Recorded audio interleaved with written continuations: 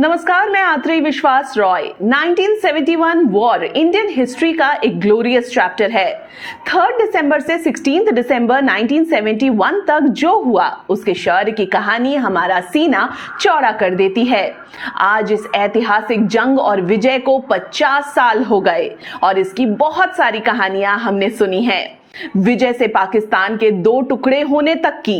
पर आज मैं इस लड़ाई से जुड़ी 5 ऐसी इंटरेस्टिंग फैक्ट्स बताऊंगी जो कम ही सुनने को मिलती है। कंटेंट पसंद आए तो वीडियो को लाइक और शेयर कीजिएगा और ऐसे ही इंफॉर्मेटिव वीडियोस के लिए चैनल को सब्सक्राइब कीजिएगा। 1971 वॉर इंडियन फोर्स की बहादुरी के लिए याद किया जाता है और उसके नायक सैम मनेकशॉ इंडियन मिलिट्री हिस्ट्री में शायद ही किसी ने वो मुकाम हासिल किया जो फील्ड मार्शल सैम मनेकशॉ के नाम रहा। He was just the best। पर 1971 में ईस्ट पाकिस्तान में हालात लगातार बदतर हो रहे थे। पाकिस्तानी मिलिट्री द्वारा कत्ले आम और रेप की खबरें आम थी। बॉर्डर खोलने के बाद इंडिया में रिफ्यूजीज लाखों में आ रहे थे। उधर मुक्ति वाहिनी सेना इंडिया के सपोर्ट से आंदोलन तेज कर रही थी और 25 मार्च को शेख मुजीबुर रहमान की अरेस्टिंग और फिर बांग्लादेश की आजादी का ऐलान हुआ तो इंडियन गवर्नमेंट पर इस लड़ाई में डायरेक्टली इन्वॉल्व होने का प्रेशर बढ़ गया। तब प्राइम मिनिस्टर इंदिरा गांधी ने आर्मी चीफ सैम मनेकशॉ से वॉर में जाने को कहा और बिना देर किए सैम ने 2 टुक शब्दों में इस ऑर्डर को मना कर दिया। उन्होंने साफ किया कि मार्च अप्रैल में जिस तरह की क्लाइमेट होती है ईस्ट पाकिस्तान में, उसमें वो वॉर में नहीं जा सकते और उन्होंने इस जवाब के बाद इंदिरा गांधी को अपना रेजिग्नेशन ऑफर कर दिया। हालांकि रेजिग्नेशन डिनाई करते हुए इंदिरा गांधी ने सैम को उनके हिसाब से प्लानिंग की छूट दी और 7 महीने बाद भारत ना सिर्फ वॉर में गया बल्कि पाकिस्तान के 2 टुकड़े भी कर दिया। 3 दिसंबर 1971 को पाकिस्तानी एयरफोर्स ने भारत के खिलाफ जंग का खुला ऐलान कर दिया जब उसने ऑपरेशन चंगेज खान के तहत 11 एयरफोर्स बेस पर एयर स्ट्राइक किया। इस अटैक में आगरा भी निशाने पर था जो बॉर्डर से 480 किलोमीटर दूर था। आगरा तब ताजमहल के कारण दुनिया में भारत की पहचान था। अचानक हुए इस एयर स्ट्राइक के बाद उन शहरों में ब्लैकआउट कर दिया गया ताकि पाकिस्तानी प्लेन को कुछ भी नहीं दिखाई दे। पर ताज की खूबसूरती ऐसी थी कि अंधेरे शहर और मूनलाइट में भी वो चमक रहा था। इसीलिए जल्दबाजी में ताजमहल की मुख्य गुंबज और चारों मीनारों को आर्मी की तरह कैमोफ्लेज कर दिया गया। काले और हरे रंग के कपड़ों से ढक दिया गया और अगल बगल पेड़ लगा दिए गए ताकि दुश्मनों को पता न चल सके कि ताजमहल कहां पर है।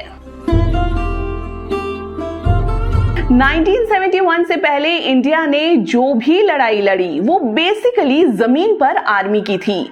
पर 71 में जब मेन लड़ाई ईस्ट पाकिस्तान में होनी थी तो पाकिस्तान इंडिया के नेवल बेस पर अटैक की तैयारी में भी था। पर ये इंटेल इंडिया को पहले ही पता चल गई और इंडिया की तेज तर्रार नेवी पहली बार वॉर के लिए अरब सागर और बे ऑफ बंगाल में उतर गई।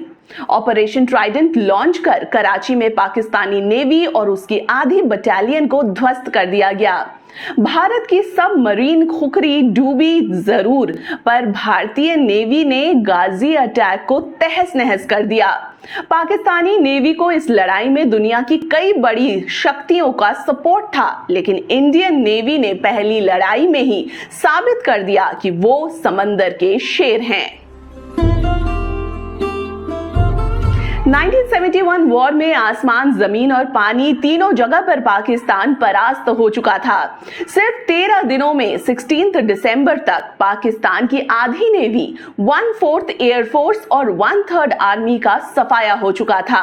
बाकी बर्बादी रोकने के लिए पाकिस्तानी जनरल ने इंस्ट्रूमेंट ऑफ सरेंडर साइन कर दिया और 90,000 से ज्यादा लोग प्रिजनर ऑफ वॉर के तौर पर भारत लाए गए। इनमें करीब 77,000 लोग तो वर्दी वाले थे और बाकी उनके परिजन और सिविलियन। वर्ल्ड वॉर II के बाद ये दुनिया के लिए सबसे बड़ी सरेंडर और POW थे।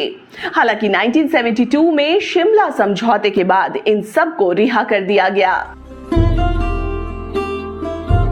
1971 वॉर ने दुनिया के लिए जियोग्राफी और डिप्लोमेसी दोनों को बदल कर रख दिया। वॉर में सोवियत यूनियन जहां भारत के पक्ष में था, तो अमेरिका, ब्रिटेन, चाइना, अरब सारी शक्तियां पाकिस्तान के साथ थीं। फिर भी भारत ने पाकिस्तान के 2 टुकड़े करवा दिए। बांग्लादेश के रूप में एक नए देश का जन्म हुआ और बंटवारे के बाद पाकिस्तान के नाम सबसे बड़ी मुस्लिम आबादी वाला तमगा छीनकर इंडोनेशिया के पास चला गया।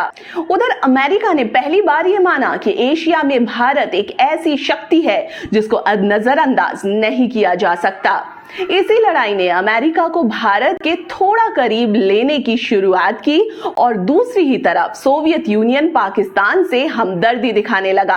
पर इंडिया की पावर बनने की कहानी यहीं से शुरू हो गई थी।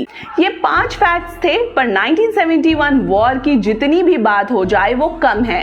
आज मैं इस वॉर में शहीद सभी सपूतों को प्रणाम कर रही हूँ और फक्र करती हूँ कि जय हिंद की सेना के रहते भारत हमेशा सुरक्षित है। विजय दिवस की शुभकामनाएं। नमस्कार।